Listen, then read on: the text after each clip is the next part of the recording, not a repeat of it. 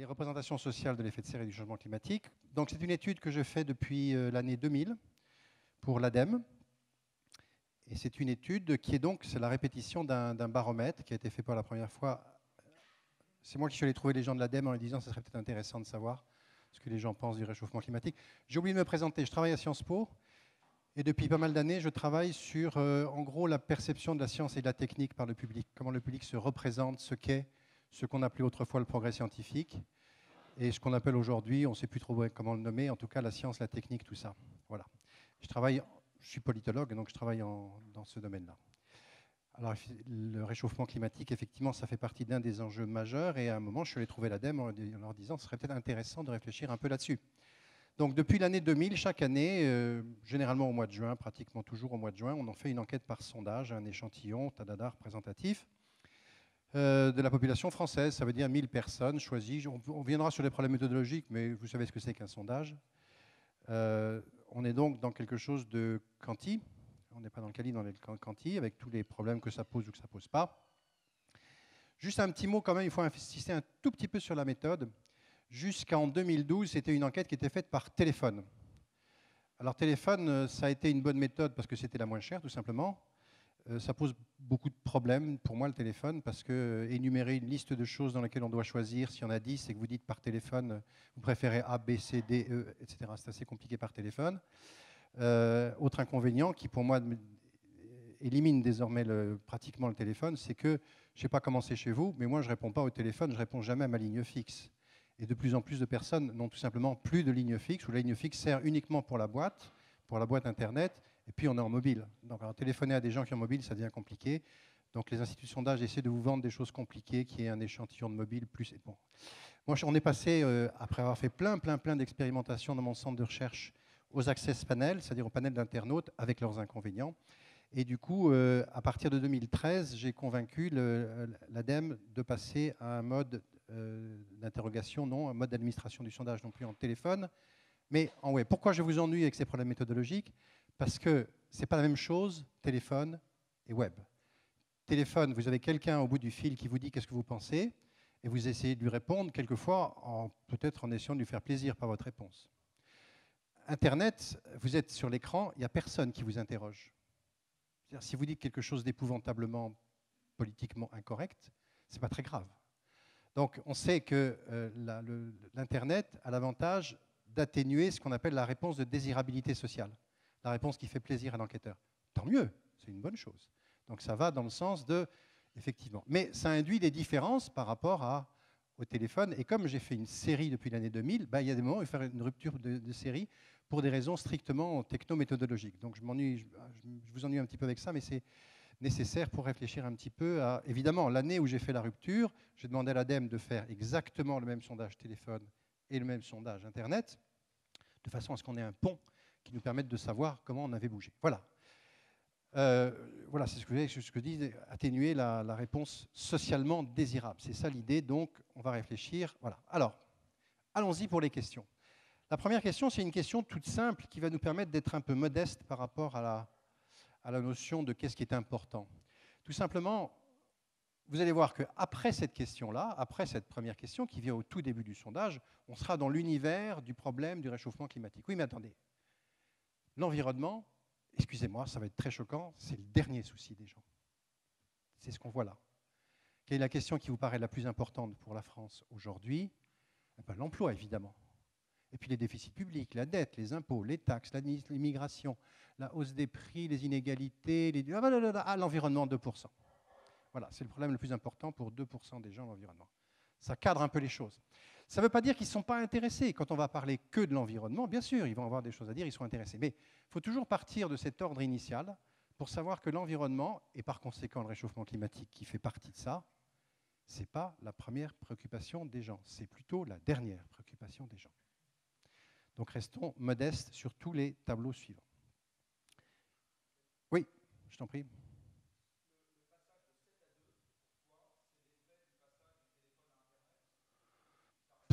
Possiblement. Possiblement.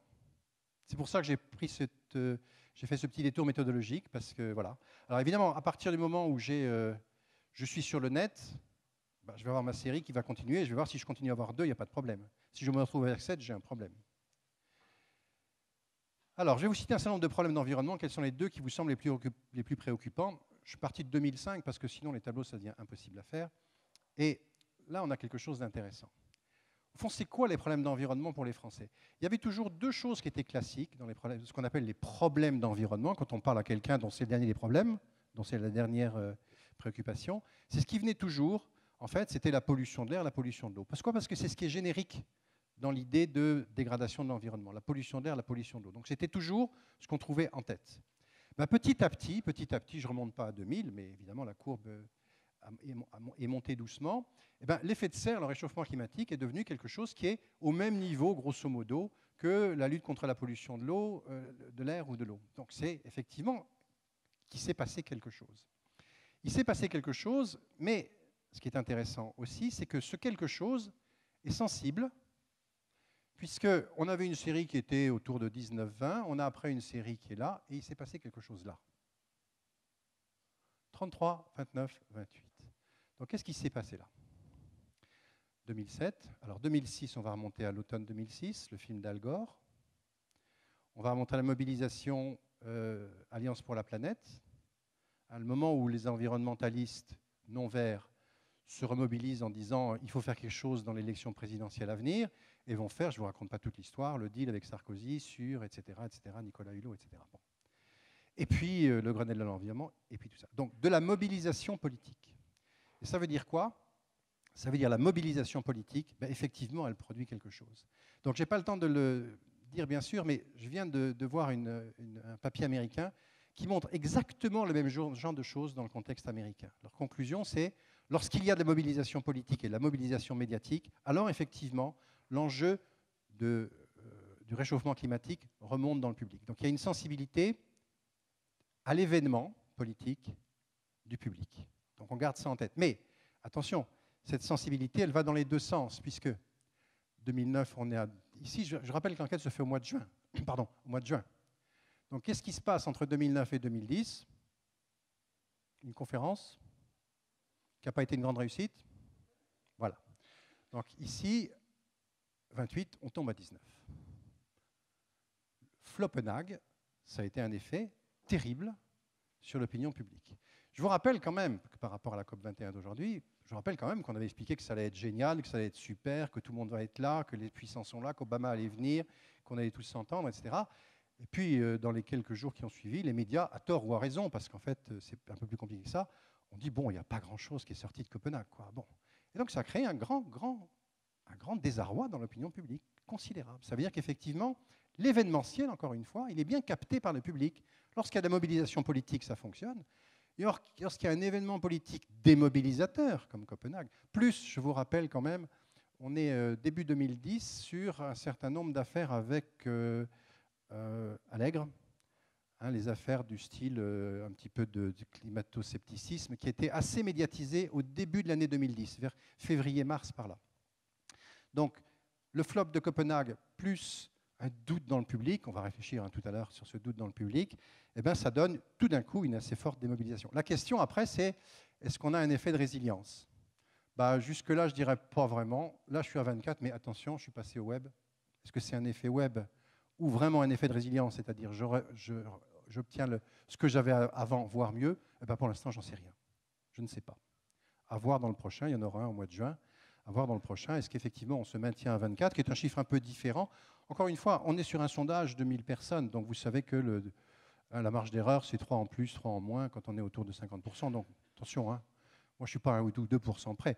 On garde des courbes, c'est intéressant, mais un écart, je ne suis pas contre comme les journalistes qui vous expliquent que Hollande a gagné 1 point de pourcentage dans les sondages. C'est absolument... dérisoire, ce genre de choses. On peut regarder des courbes, bien sûr, ça a un sens, mais les 2-3%, ça n'a pas beaucoup d'importance. Donc pour l'instant, je ne sais pas si on revient à la situation antérieure ou non. J'ai parlé d'événements politiques, on pourrait aussi parler de crise économique. L'accélération de la crise économique, effectivement, c'est quand même assez cohérent avec ces dates-là, à peu près. Mais bon, à vérifier avec nos amis économistes s'il y en a dans la salle. Donc voilà pour... la manière dont cette attitude a évolué, et retenons surtout c'est une attitude qui est relativement stable. On verra beaucoup de choses qui sont stables dans ces enquêtes, mais que ça peut être sensible à l'événementiel politique, à la mobilisation politique, à l'événement politique qui est considéré comme un ratage, qui était Copenhague. Donc on garde ça en tête. Alors, en quoi consiste l'effet de serre? Jusqu'à maintenant, là c'est écrit petit, jusqu'à maintenant, on a raisonné à partir de questions qu'on appelle fermées. C'est-à-dire, on dit aux gens, voici une phrase, vous êtes d'accord ou pas d'accord avec elle. Donc on peut être un peu d'accord, pas beaucoup, mais on a 4 possibilités. Cette fois-ci, c'est quelque chose que j'aime beaucoup, ce sont des questions dites ouvertes. Et on dit aux gens, en quoi consiste selon vous l'effet de serre? Donc là, l'effet de serre, c'est qu'il fait chaud. Oui, et quoi d'autre? Il fait chaud à cause de... il fait chaud parce que, à cause des automobiles, il fait chaud. Bon, voilà. Moi, j'ai fait beaucoup d'écoutes de ça par téléphone, puisque quand on peut aller dans la boîte de sondage et on peut écouter l'enquêteur, donc écouter l'enquêté. L'enquêté ne savent pas qu'ils sont écoutés. C'est comme ça, c'est nouveau, c'est moderne. Et on entend les gens. Voilà. Et donc, ça veut dire quoi? Ça veut dire que les gens répondent avec leurs propres mots sur une question. C'est pour ça qu'on appelle ça une question ouverte. Formidable. Ça veut dire qu'après, on a 1000 phrases, puisqu'il y a 1000 personnes, qui expriment ce qu'ils estiment être l'effet de serre. Alors, le travail que j'ai à faire ensuite, c'est de regrouper ces phrases en catégories, c'est-à-dire de regrouper les choses qui se ressemblent entre elles. Ce n'est pas très long, ça prend une après-midi. Alors, il y a des systèmes automatiques pour faire ça. En général, ils sont presque aussi intelligents que moi. Donc, ils donnent à peu près le même résultat. À peu près le même résultat. Donc, quand on fait ça, qu'est-ce qu'on obtient? Eh bien, on obtient ce que j'appelle les réponses regroupées en catégories. On obtient une première catégorie, qui est une catégorie assez... qui n'a pas beaucoup de sens, qui consiste à dire, au fond, c'est les gens qui vous disent l'effet de serre, c'est qu'il fait chaud. D'accord. Ce que je mets dans cette catégorie, c'est les gens qui n'ont pas de cause à affecter. Ils disent il fait chaud, voilà, c'est qu'il fait chaud. L'effet de serre, c'est qu'il fait chaud. Point. Ils ne donnent pas de cause. Donc, c'est la première catégorie. Deuxième catégorie, c'est ce que j'appelle la pollution des déchets. C'est les gens qui vous disent voilà, l'effet de serre, c'est qu'il y a de la pollution. Mais ils ne mentionnent pas gaz CO2 dans cette catégorie. On va voir pour une catégorie. Je mets dans cette catégorie des gens qui vous disent c'est la faute aux usines, c'est la faute à l'industrie, c'est la faute aux voitures, c'est la faute à tout ça. C'est pas trop loin de la réponse précédente parce qu'en réalité, je crois que les gens conçoivent la pollution sous l'angle de la chaleur. C'est-à-dire, la pollution, c'est l'énergie, c'est le chaud. Vous verrez dans un des slides suivants que pour, je ne sais plus, 40% ou 45% des gens, les centrales nucléaires contribuent à l'effet de serre. Pourquoi? Ça désespère EDF, cette question. Pourquoi? Parce que c'est chaud. Si c'est chaud, ça réchauffe. Donc, si ça réchauffe, c'est l'effet de serre. Donc, voilà, c'est la réalité. Bon. Donc, ces gens qui vous disent la pollution, les déchets, ça veut dire, voilà, il y a une espèce de truc qui bout, là, il y a le pot d'échappement qui est chaud, tout ça, c'est ça qui crée l'effet de serre. La couche d'ozone, oui. Ah oui, la couche d'ozone, oui, c'est l'effet de serre qui est produit par la couche d'ozone. Alors pourquoi cette théorie de la couche d'ozone est tellement forte? Vous allez voir le pourcentage, c'est quand même assez fort et ça ne bouge pas depuis des années. Même chose dans d'autres pays, ce n'est pas spécial à la France. Eh bien, moi j'ai une théorie là-dessus, une théorie simple. C'est que c'est beaucoup plus facile de penser que j'avais un parapluie et il s'est troué. Donc les rayons du soleil passent à travers le trou, c'est très mécanique, c'est très simple comme imagination. N'oubliez pas en plus que c'est venu avant. Le protocole de Montréal, c'est ancien. Donc on a commencé à en parler avant. Donc c'est une ancienne théorie. Donc l'ancienne théorie, elle dit, oh là là, c'est troué là-haut, ça passe à travers et ça me chauffe. Très simple à comprendre. Expliquez ça à votre môme de 3 ans, il va comprendre tout de suite. Maintenant, l'autre explication, celle que vous avez en tête, parce que vous savez, elle est quand même beaucoup plus compliquée. C'est-à-dire les rayons, ils viennent, ils repartent, ils sont gênés par une couche de machin. Beaucoup trop compliqué ce truc-là. Alors que l'ozone, ça nous vient très très naturellement. Là, le truc est troué et puis ça passe à travers et puis ça nous chauffe la tête. Alors, quatrième catégorie, je vais vous donner bien sûr les pourcentages dans une seconde. Quatrième catégorie, les gens qui parlent de gaz ou de CO2. Donc je suis un correcteur assez tolérant. C'est-à-dire dès qu'on parle de gaz et de CO2, je considère que c'est une bonne réponse. Bon, ça limite un petit peu... voilà. Alors, vous allez me dire maintenant, mais bon, très bien. Donc ça fait combien tout ça? Mais ça fait ça. Ça fait ça. Alors, premier chiffre à regarder, c'est ça. Les 100 réponses. Première enquête, 30% des gens, je ne sais pas de quoi vous me parlez en 2000. 30% des gens. N'oubliez jamais qu'on n'est pas sur des vraies populations, on est sur des populations sondagières, comme on dit. Ça veut dire qu'on a un écart de niveau d'études par rapport au réel qui est considérable. Dans les sondages, quels qu'ils soient, on a un pourcentage de gens sans études avec une erreur d'à peu près 10% par rapport au réel. Hein. C'est que les gens âgés qui n'ont pas fait d'études, on ne les a pas dans les sondages. Donc il y a un biais de toute façon de cet ordre-là. Donc quand même, en 2000, il y a 30% des gens qui disent « je ne sais pas de quoi vous me parlez ». Avec un enquêteur qui est là au bout du fil, mais si, il a fait « je ne sais pas de quoi vous me parlez ». Aujourd'hui, 12% en web.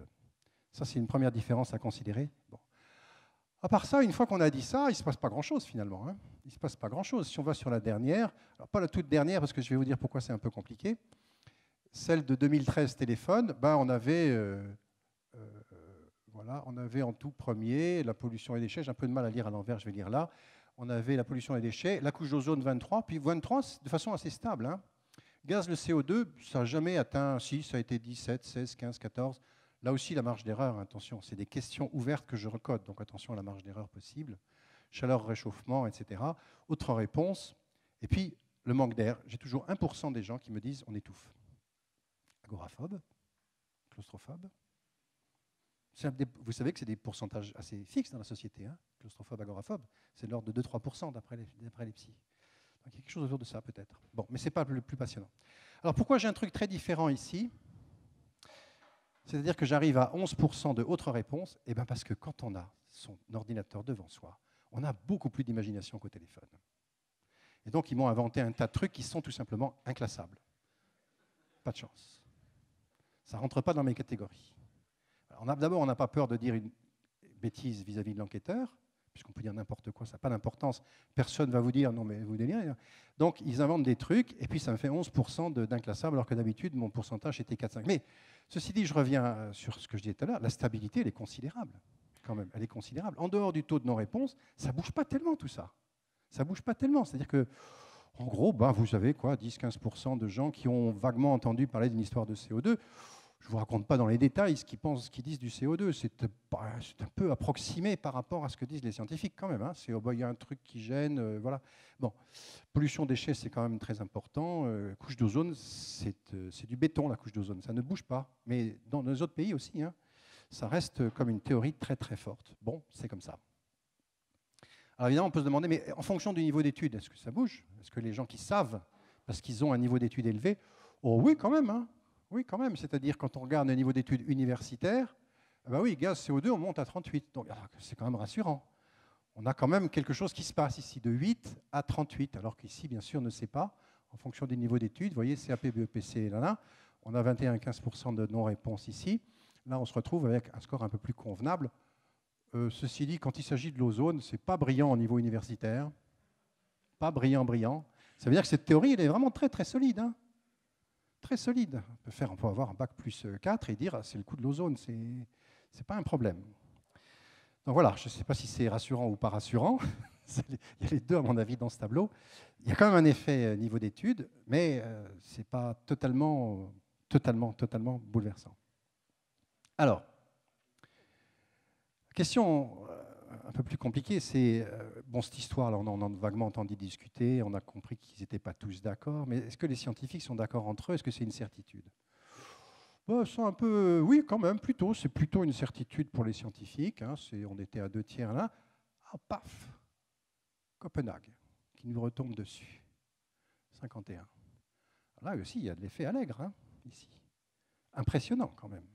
Tout d'un coup, on perd 10 points de pourcentage, plus que 10 points de pourcentage, sur le fait que c'est une certitude pour les scientifiques. Quand je vous disais, les gens ne s'intéressent pas. Quand même, ils ont une oreille sur cette affaire, apparemment, les gens. En tout cas, ceux qu'on interroge dans les sondages, ils ont quand même une oreille dans cette affaire. Et donc, quand je vous parlais à la fois de stabilité, c'est bien le sens de mon exposé, à la fois de la stabilité et une sensibilité à l'événement, c'est vrai. C'est vrai. Ça se confirme aussi par ce tableau.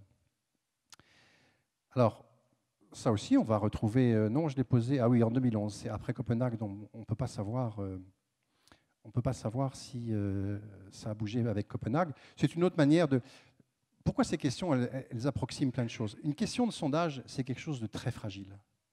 Donc le travail, c'est d'avoir 3, 4, 5 questions qui essayent de viser un objectif qu'on ne connaît pas.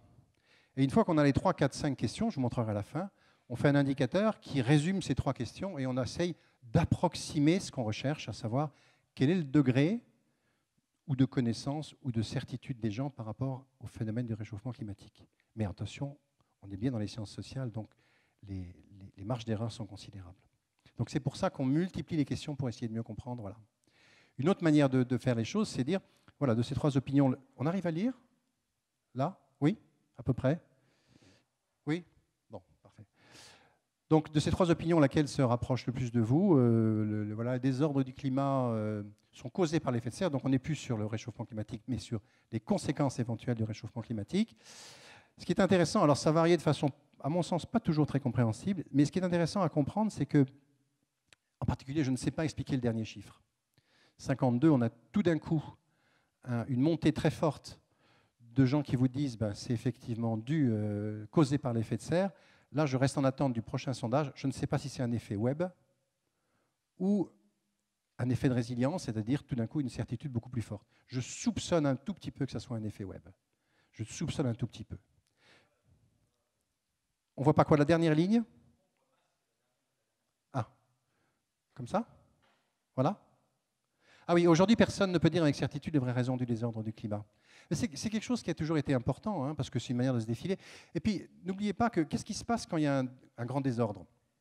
Eh ben, Jouzel est convoqué sur TF1 ou sur la 2, et on lui dit est-ce que c'est une conséquence du désordre climatique? Alors, jusqu'à maintenant, on connaît tous un peu Jouzel, ils étaient très, très, très, très prudents. Ils disaient écoutez, on est sûr que le réchauffement climatique, que le réchauffement de l'atmosphère crée du désordre. Mais je ne peux pas vous dire que ce désordre-là dont vous me parlez, là, celui-là qui s'est produit avant-hier, c'est-à-dire l'inondation, je ne sais pas quoi, du côté du Gard, est dû au réchauffement. Je ne peux pas vous dire ça. Je suis un scientifique, je ne vais pas vous dire ça. Je ne peux pas vous dire, je parle en probabilité, bien sûr. Bon. Moi, je remarque que petit à petit, ils sont plus enclins à dire quand même, il y a de forts soupçons que, etc. J'en ai parlé avec lui, effectivement. Il reconnaît qu'il prend plus de risques qu'il n'en prenait autrefois, il y a une dizaine d'années. Donc, ceci dit, l'idée qu'aujourd'hui, on ne sait pas très bien si les deux, s'il y a un lien entre les deux, est une idée qui est encore assez fortement dans le public, ce qui me paraît tout à fait normal, puisqu'encore une fois, pendant très longtemps, le public a entendu le discours des scientifiques qui disaient oui, peut-être, sans doute, oui, c'est probable, mais nous n'avons pas une grande certitude. Donc, à mon avis, ça reflète l'opinion que donnent les gens ici. Alors, comme à un moment, on a eu envie un peu de forcer les choses et de ne plus donner des choses en 3 avec du doute, mais cette fois-ci en 2. C'est-à-dire le réchauffement est causé par les activités humaines ou il s'agit d'un phénomène naturel qui a toujours existé. Par chance, c'est en 2009 que je l'ai posé. Par chance. Donc j'ai pu de nouveau avoir un bel effet Copenhague ici, enfin Copenhague et autres, hein, comme je vous ai dit. 81, paf, 65. Voilà, donc le réchauffement de la planète est causé par les activités humaines. Alors juste un petit commentaire sur la plupart des scientifiques pensent que. Là, c'est vraiment intéressant parce qu'on a eu une grande discussion à l'ADEME. Pour fabriquer les questions, je discute avec le chargé de recherche de l'ADEME, la chargée de recherche de l'ADEME, que je connais depuis longtemps. Et quand c'est une nouvelle question, bien sûr, on discute beaucoup.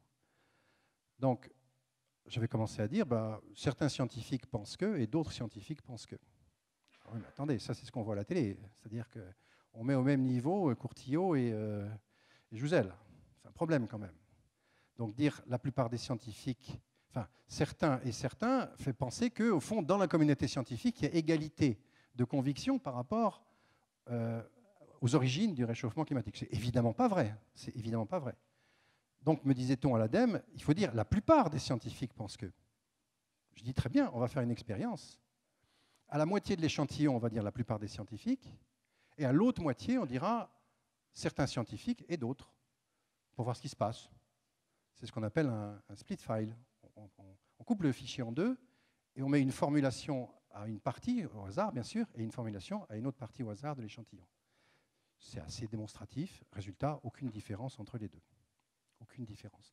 Donc, voilà, je suis passé à la plupart des scientifiques parce que, au fond, le public n'entend pas quelque chose derrière ça. Donc, le fait qu'on mette la plupart ou les uns et les autres ne change rien à l'affaire. Ça a été assez intéressant à vérifier. En tout cas, là, de nouveau, effet Copenhague, effet de mobilisation ou de démobilisation. Et puis, alors, résilience par résilience, 72 dans le dernier, ce n'est pas monumental, donc je reste dans le doute sur le fait qu'on retrouve les chiffres d'avant ou les chiffres. Voilà. Alors, de nouveau, une question ouverte, toute nouvelle dans le dernier sondage. Qu'est-ce qui vous peut faire penser que l'effet de serre est bien réel? Cette fois-ci, c'est une question ouverte, comme la première, vous savez. Donc, je me retrouve avec 1000 réponses et je classe mes 1000 réponses. Première réponse, 36%, Ce qui me fait penser que c'est vrai, c'est réel, c'est qu'il n'y a plus de saison.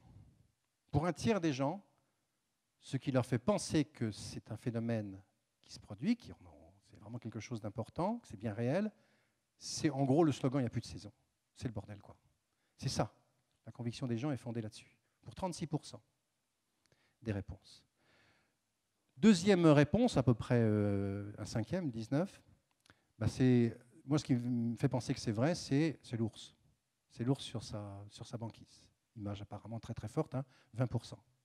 C'est ça qui donne de la crédibilité à ces phénomènes. Troisième, c'est les catastrophes climatiques, 9%. 7% de gens qui à cette question me disent « Attendez, moi, j'y crois pas. Hein. Vous me dites que c'est bien réel. Qu'est-ce qui me fait croire que c'est bien réel? Rien, j'y crois pas. » Donc 7% là qui me disent « Mais non, non. » Voilà. Et puis bon, je vous passe les petites réponses. Évidemment, je ne vous donne pas la totalité. Ah oui, ce que disent les scientifiques par rapport à en quoi ça change la conviction des gens, il n'y a que 4% des gens qui me répondent spontanément que c'est ce que disent les scientifiques qui arrivent à me convaincre de l'effet de serre. Oui. Question ouverte. Question ouverte, bien sûr. Il ne faut pas essayer de comparer le résultat d'une question ouverte et d'une question fermée. C'est complètement différent. Dans un cas, on a un stimulus. Dans l'autre cas, on laisse complètement ouvert. Donc, spontanément, si vous dites, voilà, qu'est-ce qui vous fait penser que c'est vrai, les gens disent, oui, je vois bien, il n'y a plus de saison. C'est le bordel. Donc, c'est ça qui fait c'est ça qui me convainc qu'il y a un problème. Les scientifiques, Mais si vous dites, est-ce que les scientifiques... bien sûr, ils vont répondre sur les scientifiques. C'est la première différence. Alors ensuite, une fois qu'on a fait ça, on a inversé la question. On a dit, mais qu'est-ce qui peut faire douter que le réchauffement climatique est bien réel? Rien. J'y crois, 46%. Super, rassurant. OK. Alors, cyclique naturel, ça c'est formidable pour moi. C'est 13%, mais ça veut dire quoi? C'est une réponse où je trouve presque toujours le mot « toujours ». Ça a toujours été comme ça. Donc, le doute sur le réchauffement climatique, c'est l'idée, c'est exactement Courtillot. C'est-à-dire, ça consiste à dire, c'est pas que je ne crois pas au réchauffement, mais il y a toujours eu dans le passé des réchauffements. Il n'y a qu'à attendre que celui-là s'arrête. Point. Donc, l'argument le plus fort de ceux qui sont les sceptiques, c'est exactement l'argument des taches solaires, c'est-à-dire, il arrive que par moment ça se réchauffe. Je ne sais pas s'il n'y a que les taches solaires qui disent que c'est cyclique, hein, mais il arrive que par moment ça se réchauffe, c'est ça, voilà. Ça se réchauffe pour l'instant, mais pourquoi s'en occuper puisque c'est cyclique? Donc voilà. Alors pour moi, c'était vraiment important d'avoir ça, hein, parce que c'est un des arguments, c'est l'argument apparemment le plus souvent inventé par ceux qui doutent. Le deuxième, c'est dire on n'a pas de preuves. Il n'y a pas de vraies preuves. Montrez-moi les preuves. Voilà, donc on peut toujours montrer des preuves aux gens. Hein. 9% disent il n'y a pas d'effet, il n'y a pas de preuves. Et puis 4%, les scientifiques ne sont pas d'accord entre eux, etc. Bon. Moi, ce qui me paraît le plus intéressant, hein, c'est quand même cette idée de cyclique naturel, 13%. Ça me paraît vraiment crucial pour arriver à comprendre. Bien sûr, tout à l'heure, avec toutes ces questions, je vais essayer de les ramasser pour faire un indicateur. Je vais fabriquer un groupe qui va s'appeler, je ne sais plus comment je l'appelais, les convaincus, les sceptiques, etc. C'est ça le but. Vous voyez, je cerne un peu les gens avec plein de questions qui toutes ne sont pas très bonnes. Et avec l'ensemble, je fais quelque chose qui approxime ce que je pense être une attitude. Alors oui, rapidement, pour chacune des activités que je vais vous citer, d'après vous, si elles contribuent beaucoup, pas beaucoup à l'effet de serre. Bon, alors juste rapidement, un petit problème. Merde, pardon, excusez-moi. Où je suis? Ah voilà, c'est là que j'étais. Juste un phénomène explicable. Oui, le 91, là. Pourquoi ça saute comme ça? Parce que voilà, l'ADEME a absolument voulu changer la formulation ici et mettre non pas les centrales de production d'électricité, mais les centrales de production d'électricité au gaz, au charbon et au fioul. Eh bien, quand vous faites ça, vous avez une réponse qui était à 65 et vous passez à 91. Ça prouve que les gens ne sont pas sourds ou savent lire ce qu'ils disent sur l'écran. C'est rassurant. Moi, ça me casse la série, donc c'est pour moi pas une bonne idée. Mais ce n'est pas moi qui commande nécessairement. Je veux dire que l'ADEME, ils ont le droit de dire au bout d'un moment, c'est ma question, c'est moi qui paye, donc je veux cette question comme ça. Okay. Bon, donc ça, c'est un épiphénomène. Qu'est-ce qui a bougé là-dedans? Pas grand-chose, sauf un truc quand même. Regardez le chauffage des bâtiments. Quand même, c'est venu. C'était très très faible ici, hein, 39, c'est 75%. C'est une des rares choses qui est rentrée. Et aussi, attendez, je le cache, l'agriculture et l'élevage, qui était très très faible ici, 33, est monté à 66. C'est les deux seules choses qui bougent. Pour le reste, c'est l'industrie, c'est les voitures, c'est ce que vous voulez. Mais c'est les deux seules choses qui, sur cette période de 2000 à 2014, ont bougé, sont petit à petit rentrées dans la tête des gens. Le chauffage des bâtiments, enfin oui, d'une partie des gens, le chauffage des bâtiments et l'élevage. C'est plutôt une bonne chose, finalement. Hein. Ça élargit un petit peu la vision des contributions à l'effet de serre. Oui, bon, ça, c'est plus ou moins rassurant. Au fond, en gros, et ça n'a pas tellement bougé d'ailleurs, et là, il n'y a pas vraiment un effet Copenhague très visible. Si, un petit peu quand même. Si, quand même. Qu'est-ce que ça va, excusez-moi. Qu'est-ce que ça va produire, ce réchauffement climatique, si ça continue? Quelles vont être les conséquences? On a quand même, je sais pas, à peu près 40% des gens qui disent, bon, on va s'adapter sans trop de mal. Hein. Bon, je ne sais pas ce que vous en pensez, si on va s'adapter sans trop de mal. Question point de vue. Et bon, je passe sur ceux qui disent que le réchauffement aura des effets positifs pour l'agriculture et les loisirs. En gros, c'est essentiellement les agriculteurs qui répondent là, mais comme j'en ai très très peu dans les sondages, j'y crois qu'à moitié, mais en les poulant sur un gros ensemble, effectivement, c'est plutôt les agriculteurs qui ont tendance à répondre que c'est super, enfin c'est super, ça va apporter des choses. Je ne suis pas sûr qu'ils ont bien exactement compris le jeu, mais bon. Alors oui, c'est une question classique, je ne veux pas non plus vous accabler de questions, je voudrais arriver à des choses un peu plus analytiques ensuite, savoir au fond qu'est-ce qui va nous permettre de trouver des solutions. Alors, quelque chose qui est un petit peu rassurant quand même, c'est qu'il y a quelque chose qui a toujours eu un pourcentage relativement confortable, c'est l'idée qu'il faudra modifier de façon importante nos modes de vie pour empêcher l'augmentation. Je ne dis pas que je vais le faire, attention, je ne dis pas que je vais faire quoi que ce soit. Je dis qu'apparemment, en tout cas, je sais qu'il faudrait faire quelque chose. Ça ne va pas plus loin que ça pour l'instant. On verra tout à l'heure. Il y a une question où on demande aux gens ce qu'ils seraient disposés à faire. Mais là, voilà, ce n'est pas le progrès technique qui va nous en sortir. Ça, c'est quand même assez rassurant. Hein. Progrès technique, bon, ce n'est pas la boîte magique du progrès technique qui va nous sortir de là. Les politiques, les États, oui, bien sûr. Et puis, il n'y a rien à faire, évidemment. C'est quelque chose qu'on trouve. Bon, je vais passer ça parce que c'est des questions de mesure. Ça, c'est des questions très politiques, au fond. Chaque fois, l'ADEME a envie d'avoir des questions qui leur permettent de booster un petit peu le cabinet ministériel pour essayer de préparer un décret, une loi, etc. Donc, ils me demandent de poser des questions qui sont des tests sur des mesures. Hein, voilà. Donc, par exemple, taxer le transport aérien pour favoriser le transport par train, oui, ça passe. Abaisser la vitesse limite sur autoroute, ben oui, mezzo. Simplement, il y a une que j'ai retirée de là parce qu'on a fini par s'apercevoir que c'était terrible, c'était augmenter le prix des carburants, ou taxer là. On a fini par y renoncer parce que quelle que soit la formulation la plus sournoise qu'on prenne, c'était toujours des pourcentages extrêmement faibles de gens qui étaient prêts à voilà. Regardez aussi instaurer une taxe carbone, 48-43, c'est pas complètement génial. Là aussi, taxe carbone ou contribution climat-énergie. Comme on ne savait pas, on a mis les deux, c'est-à-dire la moitié de l'échantillon, taxe carbone, moitié de l'échantillon, contribution climat-énergie, même résultat. Pareil, moins de 50%.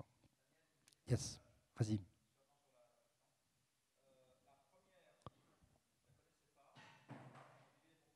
Ouais.